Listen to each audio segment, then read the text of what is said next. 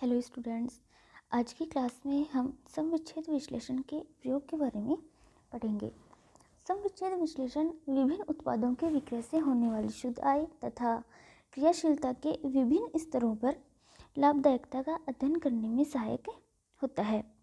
सम विच्छेद बिंदु सदैव उस बिंदु की ओर संकेत करता है जहाँ से विक्रय मात्रा कम नहीं होनी चाहिए।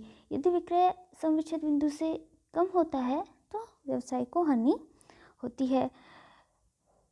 सम विच्छेद विश्लेषण से यह भी ज्ञात होता है कि किस प्रकार विक्रय मात्रा के सम विच्छेद बिंदु से अधिक होने पर लाभ बढ़ सकता है।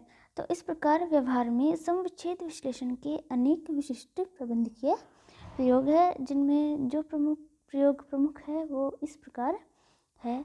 फर्स्ट है विभिन्न विक्रय मात्राओं पर लाभ की गणना।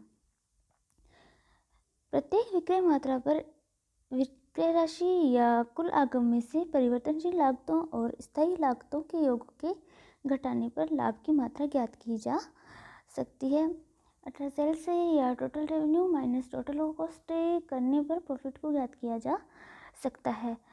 अब सेल्स में से वेरिएबल कॉस्ट को लेस करने पर कंट्रीब्यूशन ज्ञात किया जाता है और कंट्रीब्यूशन में से फिक्स कॉस्ट लेस करके प्रॉफिट ज्ञात किया जा सकता है। तो जो फॉर्मूला होता है वो प्रॉफिट बराबर कंट्रीब्यूशन माइनस फिक्स कॉस्ट होगा, और इसी प्रकार sales minus variable cost plus fix cost करके भी प्रॉफिट को ज्ञात किया जा सकता है। यदि सेल्स और पीवी रेशियो दिया हुआ है तो हम कंट्रीब्यूशन ज्ञात कर सकते हैं। तो सेल्स इंटू पीवी रेशियो करके कंट्रीब्यूशन और फिर कंट्रीब्यूशन में से फिक्स कॉस्ट को लेस करके प्रॉफिट ज्ञात किया जा सकता है। तो अलग अलग विक्रय मात्राओं पर लाभ की गणना की जा सकती है। सेकंड है निर्धारित लक्ष्य के अनुसार शुद्ध लाभ प्राप्त करने के लिए आवश्यक विक्रय मात्रा की गणना करना। तो प्रबंध सम विच्छेद विश्लेषण द्वारा यह ज्ञात कर सकता है कि इच्छित या पूर्व निर्धारित लक्ष्य के अनुसार लाभ प्राप्त करने के लिए विक्रय मात्रा क्या होनी चाहिए।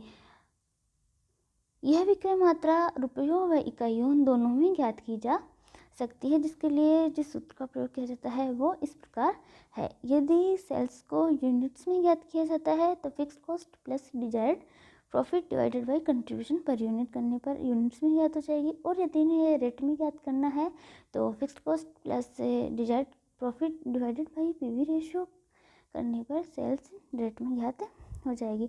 अब थर्ड कंडीशन है जब एक निश्चित सम विच्छेद बिंदु के लिए प्रति इकाई विक्रय मूल्य की गणना करनी हो, और इसके लिए जिस फॉर्मूलाज का प्रयोग करते हैं वो fixed cost divided by BEP in units plus variable cost per unit होता है।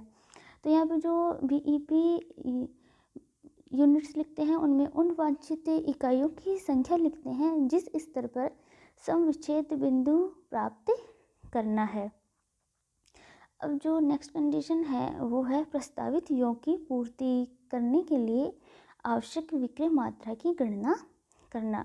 प्रबंधकों द्वारा विक्रय योजनाओं का निर्माण किए जाने पर विक्रय व्यय में वृद्धि स्वाभाविक है।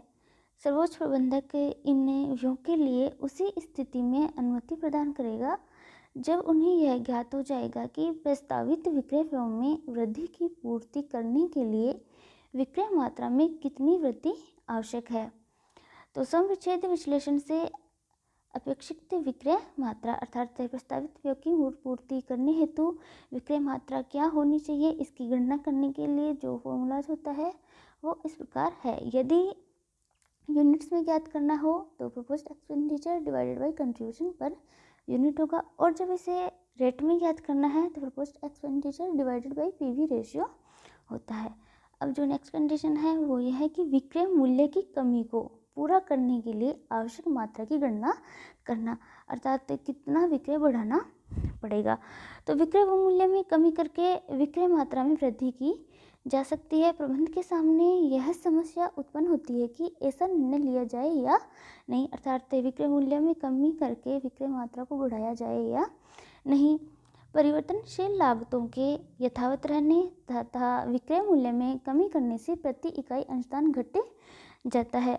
जैसे वेरिएबल कॉस्ट तो वही रहती है और जब विक्रय मूल्य में कमी होती है तो सेल्स प्राइस घट जाता है और सेल्स में से वेरिएबल कॉस्ट को लेस करने पर कंट्रीब्यूशन ज्ञात होता है और कंट्रीब्यूशन में से फिक्स्ड कॉस्ट को लेस करने पर प्रॉफिट ज्ञात होता है। तो जब सेल्स प्राइस कम है तो कंट्रीब्यूशन भी कम आएगा और जब कंट्रीब्यूशन कम है तो प्रॉफिट भी कम होगा।